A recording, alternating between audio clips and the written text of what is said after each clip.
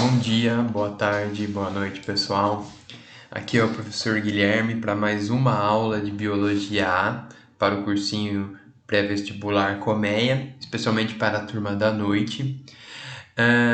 Eu espero que todos estejam bem e protegidos em suas respectivas casas. Antes de eu iniciar a aula de hoje, eu só vou verificar se o software está realmente gravando.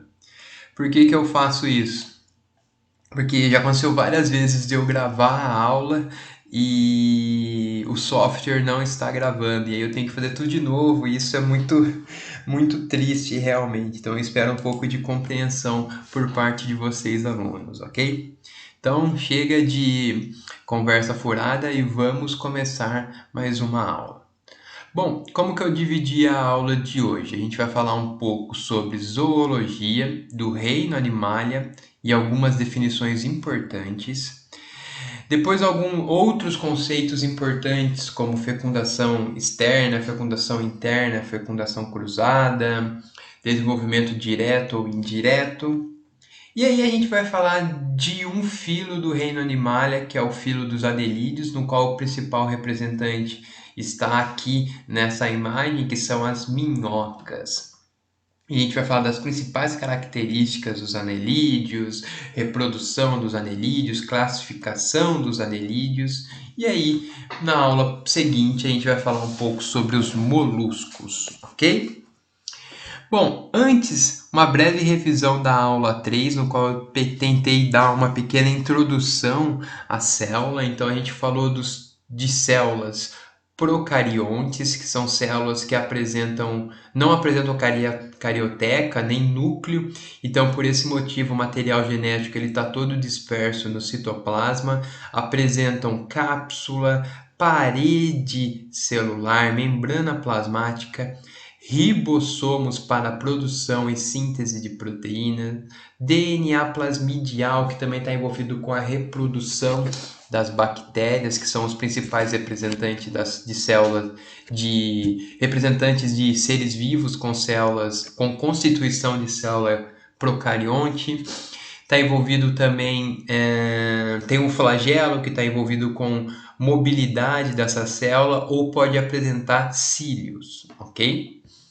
E a gente viu a célula eucarionte, que é uma célula bem mais complexa, desenvolvida, apresenta diversas estruturas internas, que são chamadas de organelas. Falou um pouco sobre a origem da célula eucarionte pela teoria simbiótica ou simbiose, ok?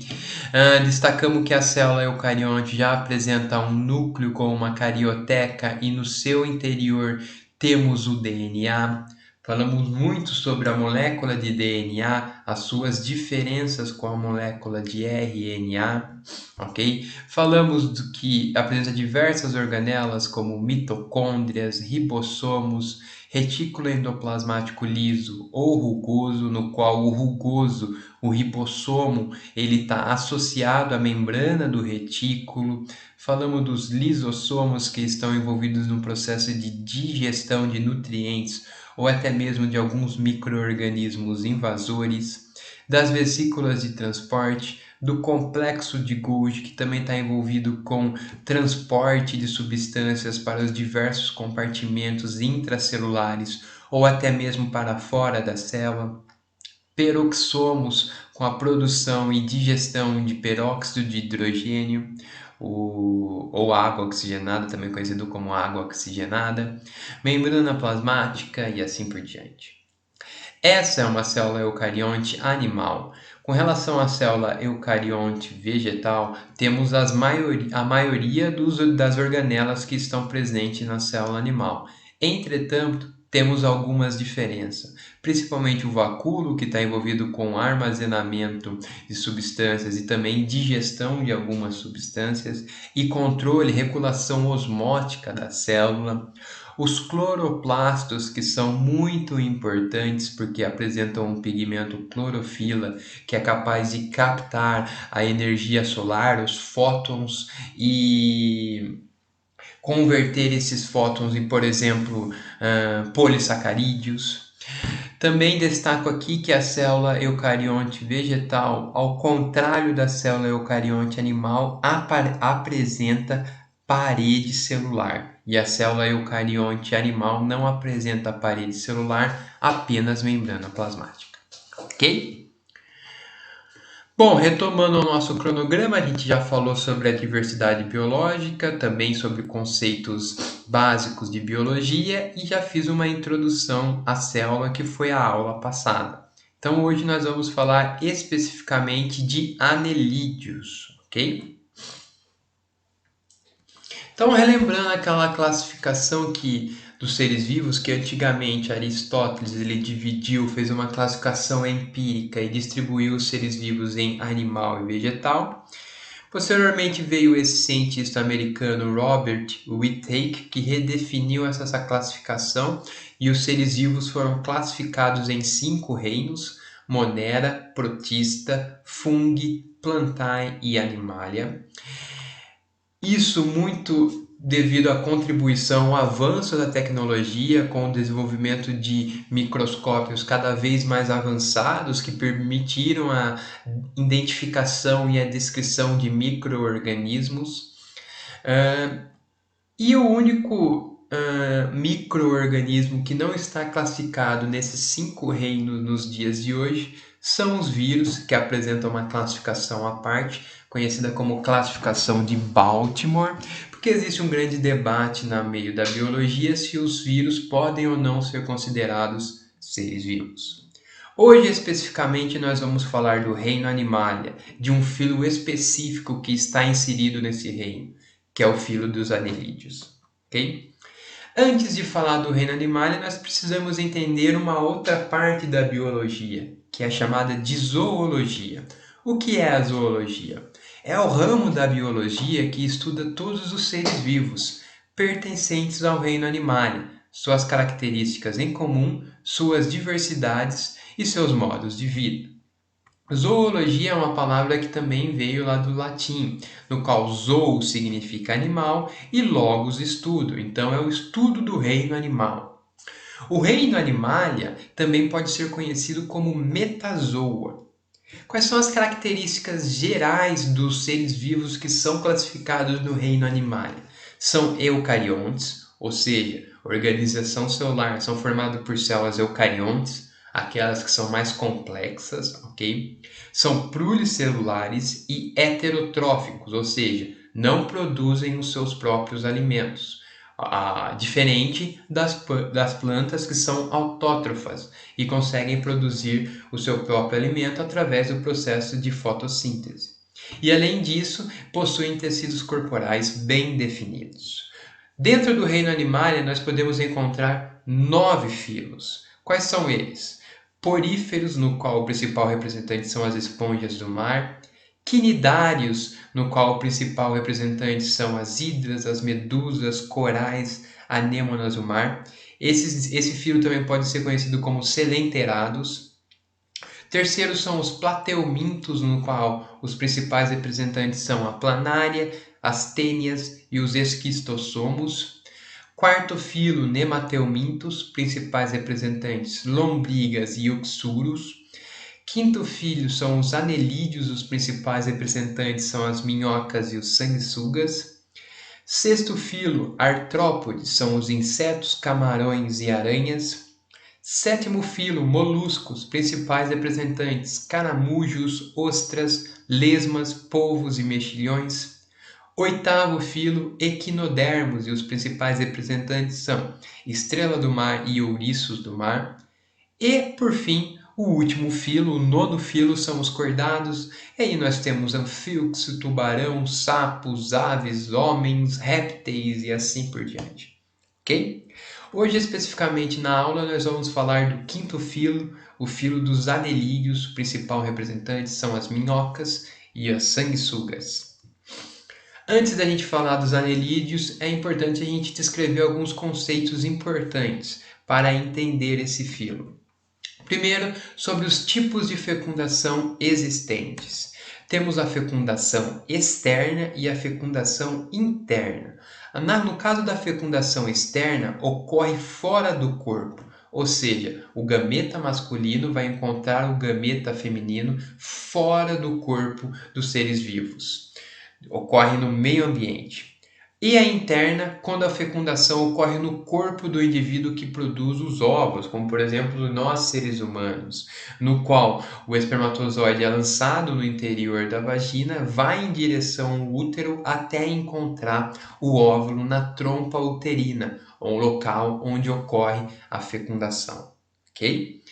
Então, algumas espécies de anfíbios possuem a fecundação externa, como representada aqui nessa figura.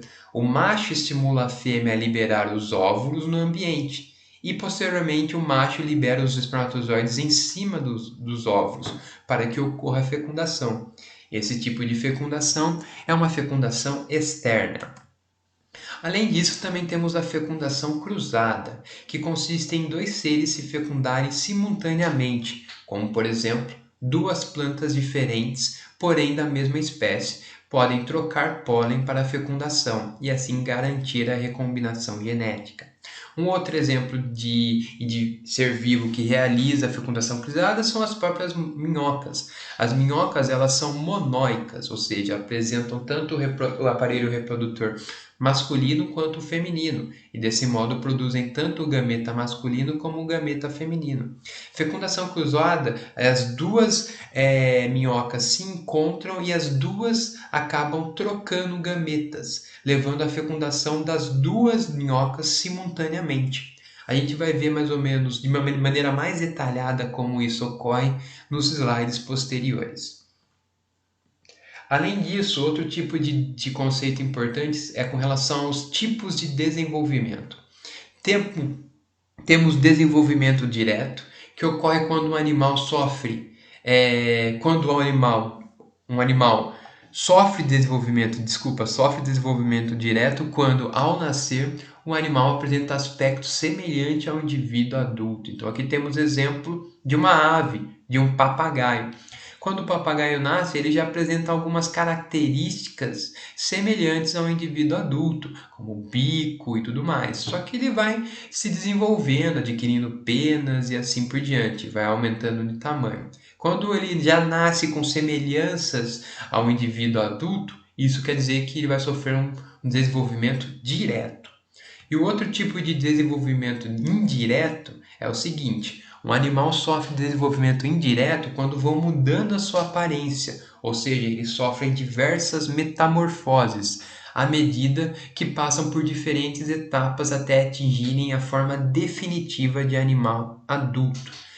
O exemplo mais conhecido de desenvolvimento indireto é o caso da borboleta. Ela nasce no aspecto de ovo, esse ovo sofre uma metamorfose e se transforma numa larva ou lagarta, que posteriormente passa para o terceiro estágio, que é de pupa ou casulo, e só depois disso vai chegar à fase adulta de borboleta. E quando eles nascem, são muito diferentes dos indivíduos quando atingem a fase adulta.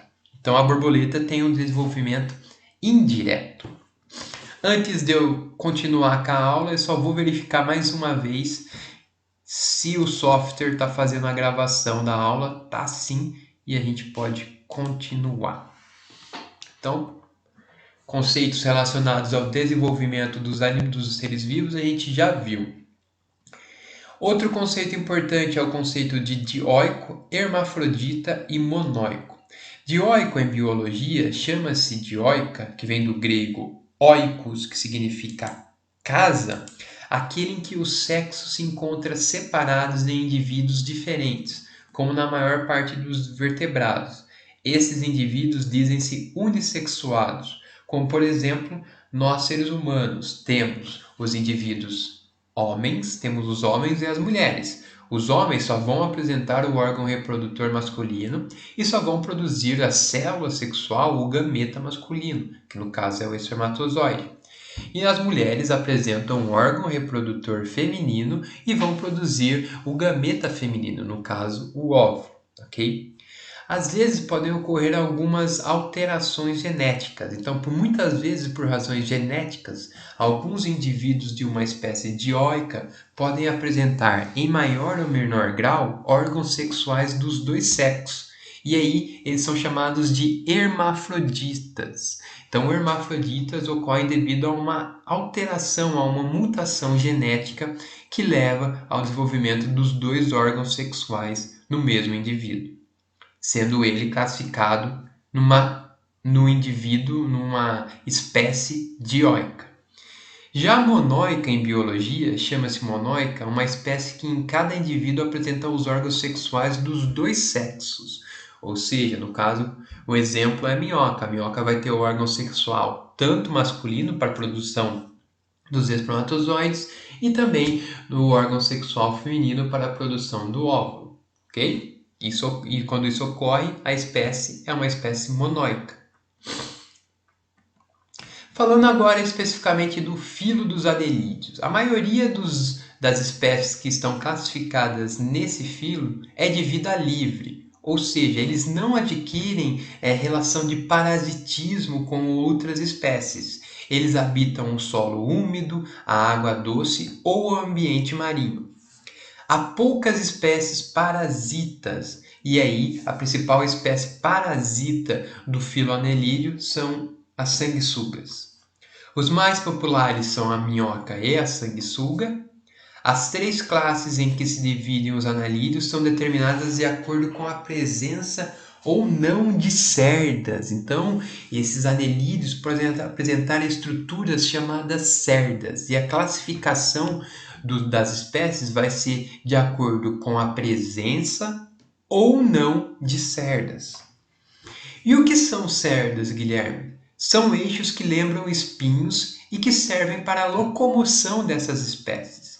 Então aqui no caso temos a minhoca. Se a gente dá um zoom na minhoca, a gente vai ver que ela apresenta essas estruturas, essas divisões, esses metâmeros, que são chamados de cerdas e estão envolvidos com a locomoção do animal. Outras características gerais dos anelídeos são vermes de corpo alongado, cilíndrico e dividido em anéis. É por isso que eles recebem o nome anelídeos. Anelídeo vem da presença de anéis, que são esses metâmeros, essas cerdas, que também são chamadas de segmentos ou, como eu disse, metâmeros. A metameria apresenta-se tanto externa como internamente, uma vez que cada anel abriga diversos órgãos individualizados que se repetem, principalmente nervos, estruturas musculares, unidades excretoras.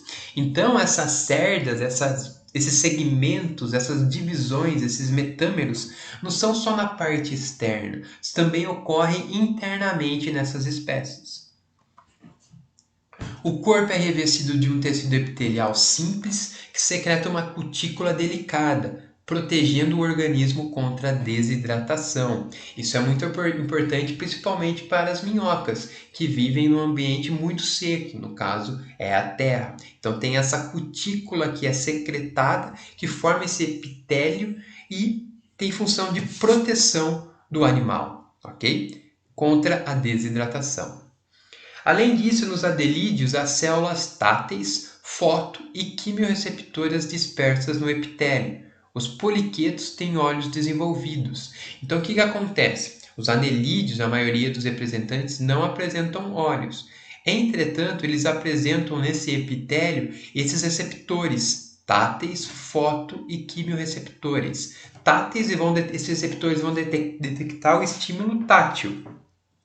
Fotorreceptores vão detectar estímulos visuais e quimiorreceptores, por exemplo, na minhoca, vão detectar alterações nos reagentes químicos que estão, por exemplo, na terra. Okay? Já o poliqueto, que é um outro representante do filho anelídeo, ele já apresenta olhos desenvolvidos. São primitivos, mas já apresentam olhos.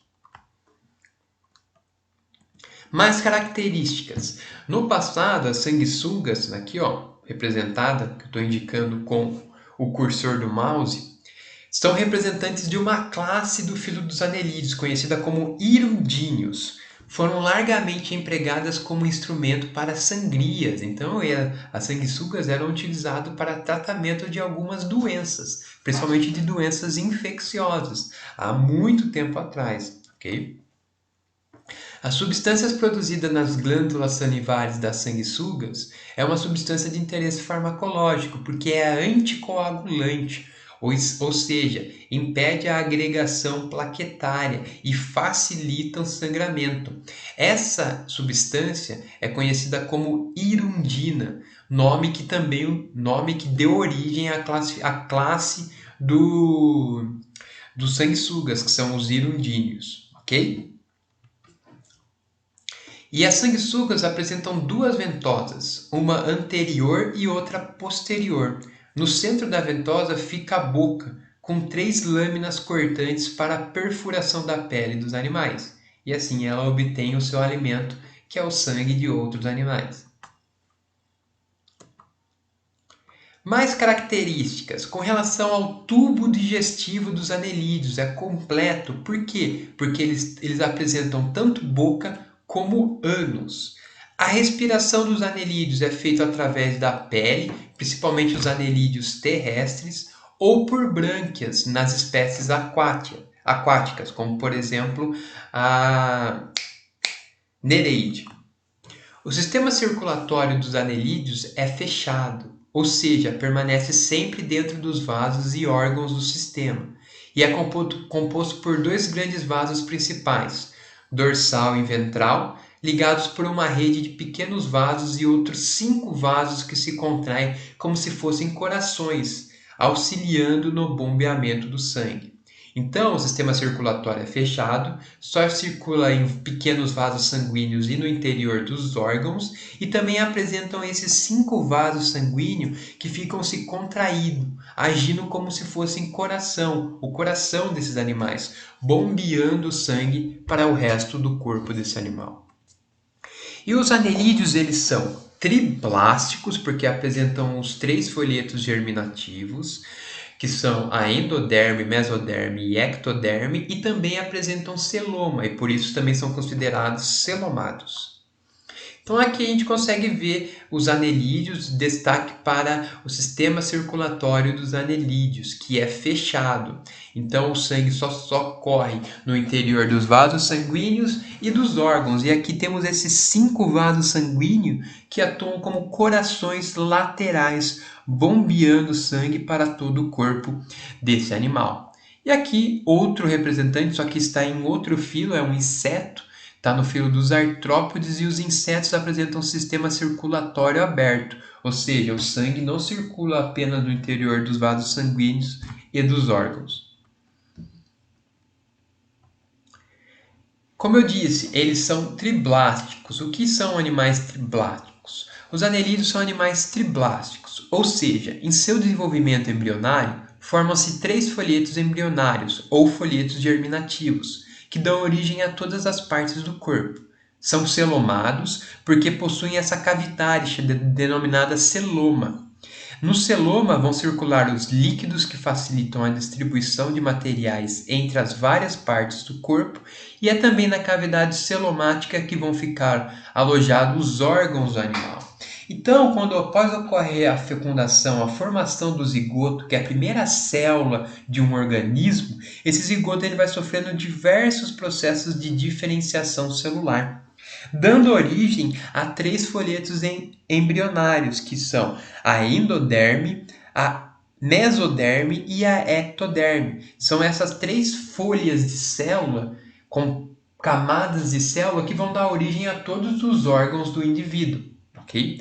E também apresentam o celoma. Então aqui a gente consegue ver os 3 folhetos embrionários ou germinativos, e é por isso que a minhoca é considerada um ser triblástico. Então, se a gente pegar uma minhoca, fizer um corte nesse sentido e dar uma olhada no seu interior, a gente vai ver 3 folhetos embrionários. O mais externo é chamado de epiderme, ok?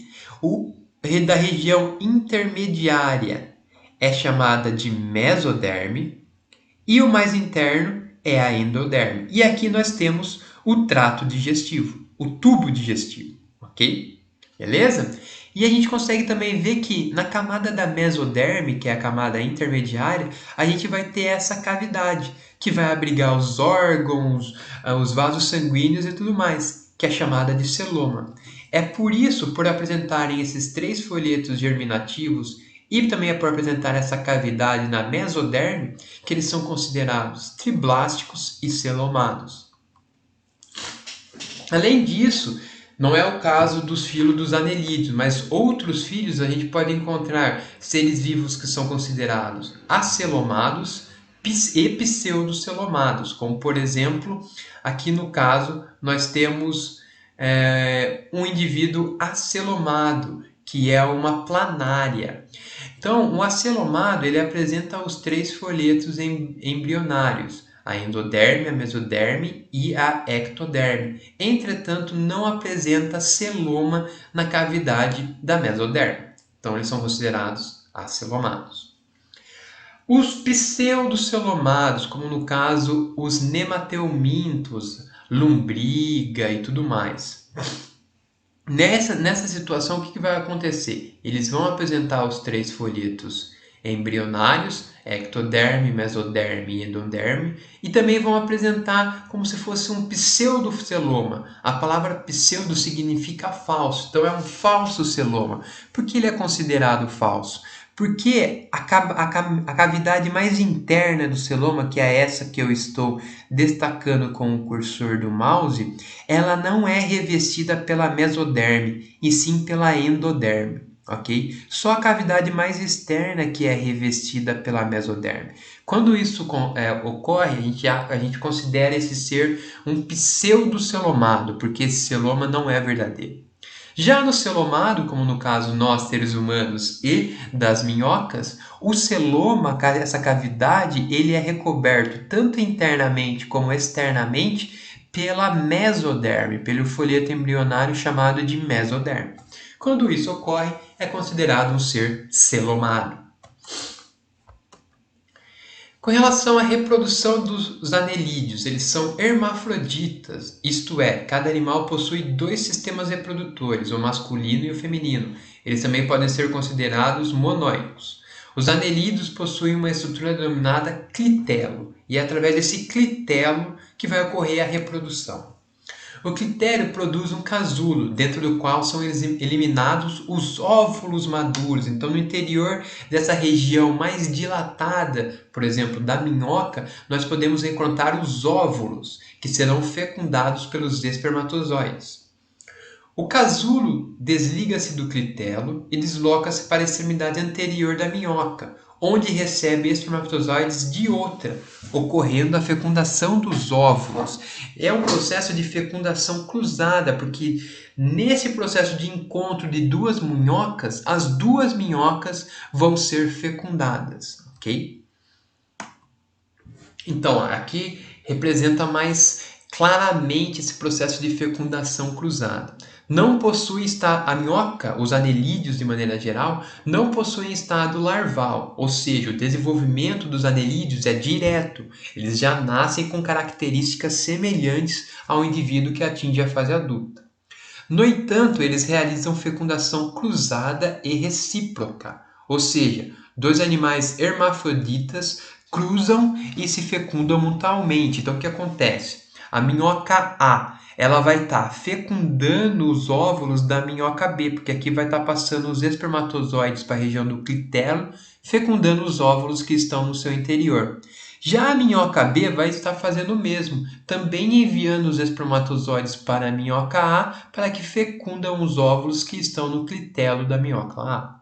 A minhoca A passa seus espermatozoides para a minhoca B e também recebe os espermatozoides dela. O resultado é que tanto a minhoca A como a minhoca B ficam grávidas, são fecundadas, ok? Então aqui, os indivíduos do filo anelídeo, eles são monóicos ou hermafroditas e a fecundação ela é cruzada, ok? Então, mais um exemplo. Então, aqui no caso, tá a minhoca liberando os espermatozoides para o clitelo dessa minhoca e essa minhoca fazendo o mesmo com a minhoca que está na posição inferior. Depois, esse clitelo, esse casulo, ele vai ser liberado, no caso das minhocas, na terra para dar origem a um novo ser vivo, a uma nova representante do filho dos anelídeos, a uma nova minhoca. Ok? Com relação agora à classificação dos anelídeos, os anelídeos podem ser classificados em 3 classes principais, principalmente de acordo com a presença e a quantidade de cerdas. A primeira classe é a classe conhecida como poliquetas. Possuem muitas cerdas em cada segmento, ou seja, em cada anel. Então, apresentam muitas cerdas. A maioria é marinho. Cada anel tem um par de projeção laterais que são chamados parapódios, no qual estão implantadas as cerdas. Os poliquetos são carnívoros, muitas vezes são canibais, isto é, devoram outros poliquetos. E os principais representantes são esses indivíduos, essa espécie aqui, conhecida como nereide ou nereides. Então, eles são marinhos, apresentam diversos cerdas em cada segmento, em cada anel, e nessas cerdas apresentam projeções laterais, conhecidas como parapódios, que estão envolvidas com a locomoção do animal.